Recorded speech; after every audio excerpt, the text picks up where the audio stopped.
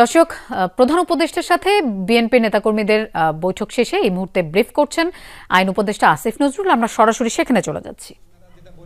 সত্যি যে ওনারা বলেছেন যে ডিসেম্বরের মধ্যে ইলেকশন হলে ভালো হয়, এবং আমরা এখানে বলেছি এবং ওনারা বলেছেন যে এরকম আমাদের কথাবার্তার মধ্যে কিছু অস্পষ্টতা থাকে, কেউ কেউ আমাদের সরকারের কোনো কোনো উপদেষ্টা অন্যরকম কথা বলেন।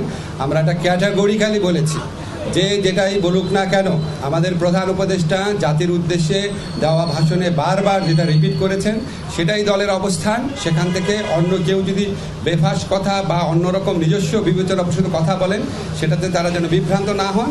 আমাদের প্রধান উপদেষ্টা ডক্টর মোহাম্মদ ইউনূস উনি প্রথম থেকেই বলেছেন ডিসেম্বর থেকে জুন। আজকে আলোচনায় আমরা কয়েকটা বিষয় স্পষ্ট করেছি, সেটা আপনাদের বলি। একটা হচ্ছে ডিসেম্বর থেকে জুন মানে যে আমরা ইচ্ছা করে দেরি করে করে মে বা জুন মাসে ইলেকশন করবো, সেটা না। ডিসেম্বর থেকে জুন মানে হচ্ছে ডিসেম্বর থেকে জুনের মধ্যে যত তাড়াতাড়ি সম্ভব।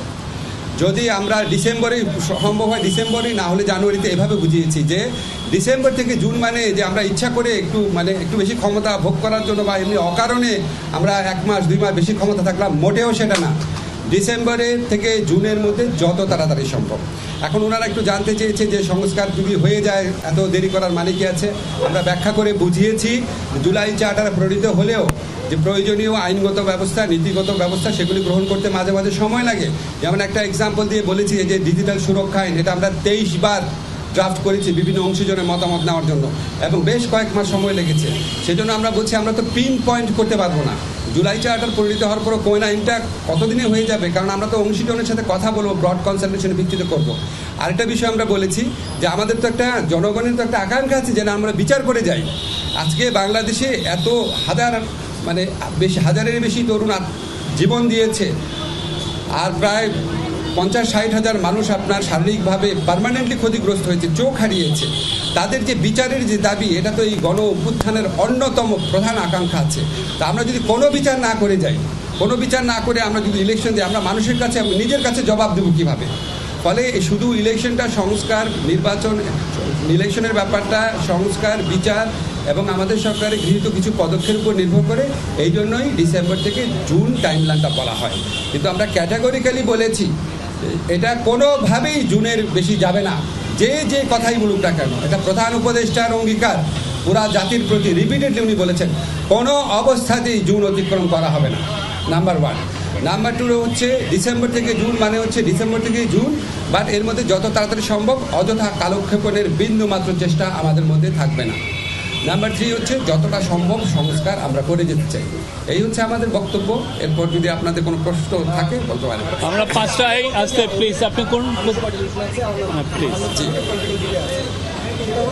আপনারা বলছেন যে কোনোভাবেই আপনারা বেশি অতিক্রম করবেন না, কোনো ক্ষমতা থাকার কোনো অভিলাষ নেই, কিন্তু আজকের বৈঠকে আপনি বলছেন যে ফলপ্রসূ হয়েছে, সুন্দর বৈঠক হয়েছে, কিন্তু বিএনপি মহাসচিব বলছেন তারা সন্তুষ্ট নয় এই নির্বাচনের রোডম্যাপ নিয়ে। তারা বলছেন ডিসেম্বরের মধ্যে নির্বাচন চাচ্ছে। বিএনপির মহাসচিব এটা বলার অবশ্যই অধিকার আছে। একটা আলোচনা থেকে একজন একভাবে পারসিভ করে, আরেকজন আরেকভাবে পারসিভ করে।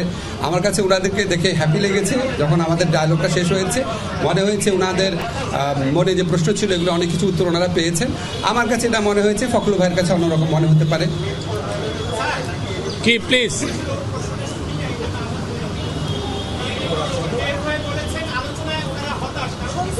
এটা উত্তর দেওয়া হয়েছে, এটা উত্তর দেওয়া হয়েছে, উত্তর দেওয়া হয়েছে।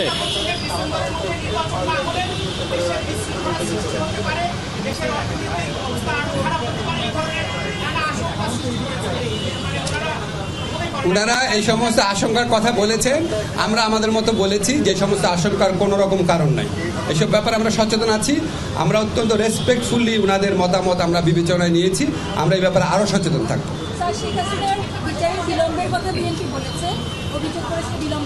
আপনাদের সাংবাদিক সম্মেলনে বলেছে,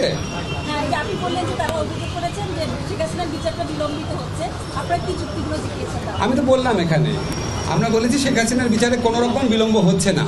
আপনারা একটা কিছু খেয়াল করে দেখবেন, শেখ হাসিনার সরকার যখন জামাতে ইসলামীর লিডারদের যে একটা খুবই প্রশ্নবিদ্ধ বিচার করেছিলেন, এবং ওই বিচারে অ্যাভারেজ টাইম লেগেছে 2.5 বছর।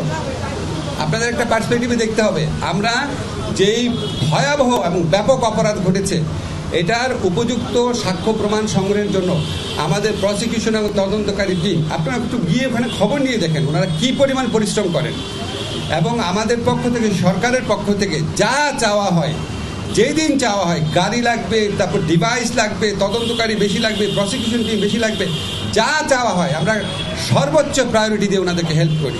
এবং আপনাদের মনে রাখতে হবে, আমাদের এই ট্রাইব্যুনালটা কিন্তু সরকার আসার সাথে সাথে গঠিত হয় না, আমাদের বিল্ডিংও ছিল না, নতুন বিচারক নিয়োগ করতে হয়েছে, প্রসিকিউটর নিয়োগ করতে হয়েছে।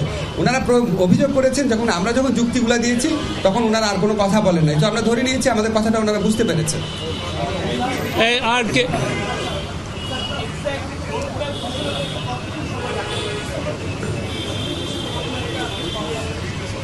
আমার এটা নিয়ে তো রোড ম্যাপটা ঘোষণা করতে কতদিন টাইম লাগতে পারে এটা তো না আলোচনা হয়নি, এটা আমাদের প্রধান উপদেষ্টা সিদ্ধান্ত নেবেন। তবে আপনারা একটা জিনিস জানেন যে নির্বাচনের মানে এমনি আপনি যদি শিডিউল বা আগের নির্বাচনের যদি প্যাটার্ন দেখেন, তাহলে আপনার শিডিউল ঘোষণা করার পর মোটামুটি 60 ডেজ দিলেই হয়। তো সেই হিসাবে যখন আমরা নির্বাচন করবো তার অন্তত 2 মাস আগে আমাদেরকে রোড ম্যাপটা ঘোষণা করতে হবে। উইলি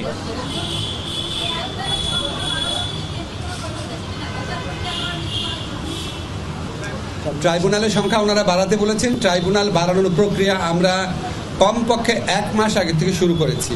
আমাদের তো উপযুক্ত বিচারপতি নিয়োগ করতে হবে, আমাদের লজিস্টিক্স ঠিক করতে হবে, আমাদের এটা খুব দ্রুত হয়ে যাবে, 1 থেকে 2 সপ্তাহের মধ্যে হয়ে যাবে। প্লিজ আগে ঘোষণা দেখ, তারপর দেখবো। আপনি প্লিজ প্লিজ প্লিজ